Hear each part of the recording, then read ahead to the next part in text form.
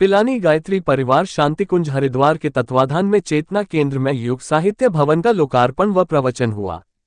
युग ऋषि पंडित श्रीराम शर्मा के विचारों को जन जन तक पहुंचाने के लिए हर शाखा में मुहिम चलाई जा रही है। मुख्य अतिथि देव संस्कृति विश्वविद्यालय के कुलपति जिनमें पांड्या रहे।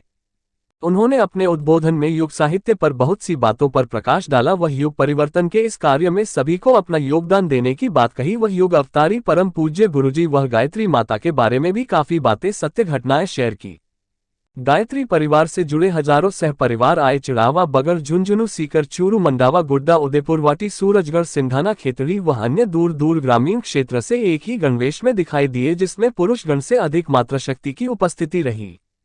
गायत्री चेतना केंद्र के भी सभी श्रद्धालु भक्तों ने प्रवचन का लाभ उठाया। पिलानी चेतना केंद्र के ट्रस्टी डॉक्टर मंजुला खरे, धर्मपत्नी डॉक्टर राजेंद्र खरे द्वारा इस भवन का निर्माण करवाया गया। वह मीडिया बंधुओं को भी साधुवाद का पात्र बताया। आए हुए सभी भक्तों के लिए जलपान व प्रसाद स्वरूप भोजन लंगर की व्यवस्था सुचारू रूप से प्रारंभ रही।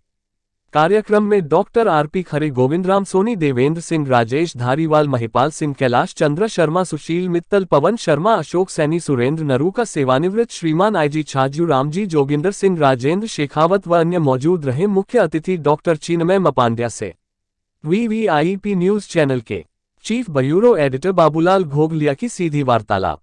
शुभ की, मंगल की, कल्याण की भावना को प्रशस्त करती है। वो चेतना हमारे जीवन को सही मार्ग की ओर लेकर के चले। वो माँ गायत्री हमारे जीवन में सद्ज्ञान का, सन्मार्ग का, सद्भाव का पथ प्रशस्त करें। इस भाव के साथ माँ गायत्री का वो पावन मंत्र एक बार साथ साथ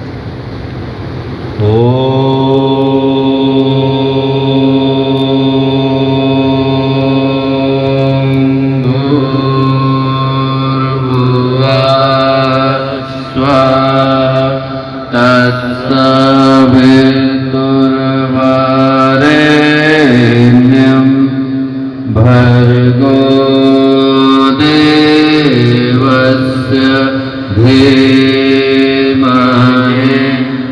धियो यो नः प्रचोदयात्।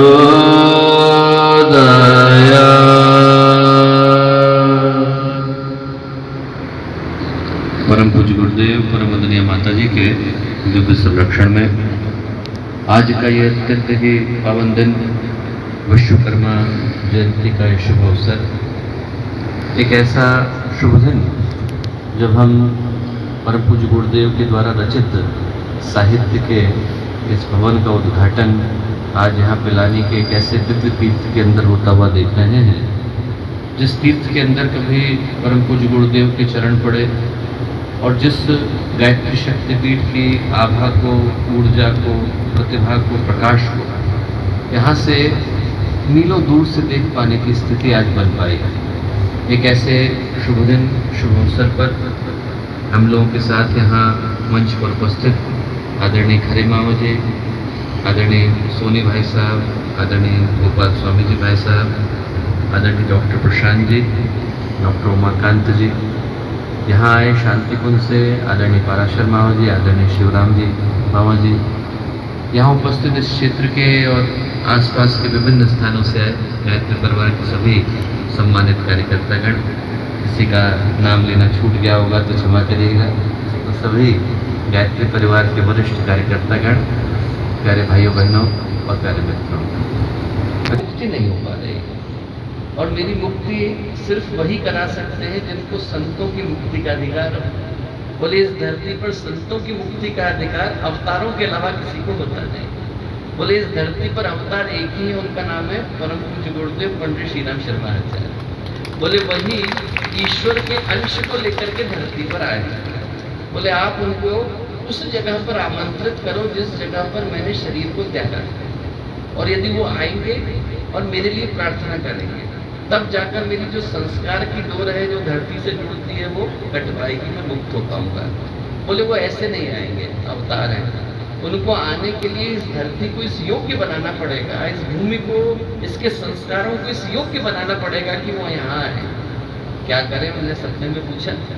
बोले आप कल सुबह से गायत्री के महापुरुष चरण को शुरू करो, हर रोज 108 मंत्र के साथ आहुति दो, 5 वर्ष तक दोगे, तब जाकर इस भूमि के संस्कार इस योग्य हो पाएंगे कि गुरुदेव के चरण यहाँ पर पड़े। हम सोच के देखें कि जो चीजें हमें यूं ही मिल गई, ग्रांटेड मिल गई, उसके लिए एक व्यक्ति को कितनी योग्यता की आवश्यकता है। 5 वर्ष तक पुरस्चरण करो, रोज 108 मंत्र की आहुति दो, तब जाकर ये भूमि इस योग्य हो पाएगी कि गुरुदेव के चरण यहाँ पड़े। तब भी गारंटी नहीं है कि गुरुदेव आएंगे, तब ये भूमि इस योग्य हो पाएगी कि गुरुदेव के चरण यहाँ पर पड़े। उन्होंने कहा ठीक। उन्होंने कहा 5 वर्ष के बाद क्या करें? गुरुदेव को चिट्ठी लिखना, गुरुदेव को चिट्ठी लिखना, और गुरुदेव चिट्ठी को पढ़ेंगे, उनके मन में भाव होगा तो आएंगे। ठीक। उनने अगले दिन से अनुष्ठान शुरू कर दिया। 3 वर्ष गुजरे तो उनके मन में संदेह आया। उनको लगा कि देखो, मैंने एक सपना देखा और सपने के आधार पर अनुष्ठान शुरू कर दिया, सच है या झूठ में क्या जाने, हो सकता है कि मेरे मन का वहम है। तो उन्होंने कहा मैं गुरुदेव को चिट्ठी लिखता हूँ। उनने गुरुदेव को 3 पेज की चिट्ठी लिखी। उसमें ये कुछ नहीं लिखा कि देखिए हमारे यहाँ गुरु ने हमको आदेश दिया और पुरुष शरण का संकल्प मैंने लिया और मैं पुरुष शरण कर रहा हूँ, कुछ नहीं लिखा। क्या लिखा?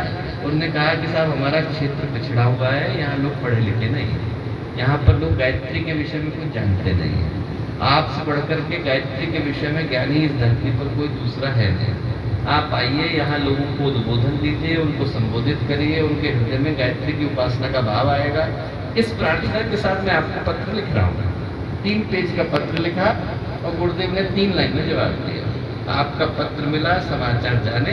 अभी 3 ही वर्ष हुए हैं, 2 वर्ष अभी बाकी है, प्रतीक्षा करिए।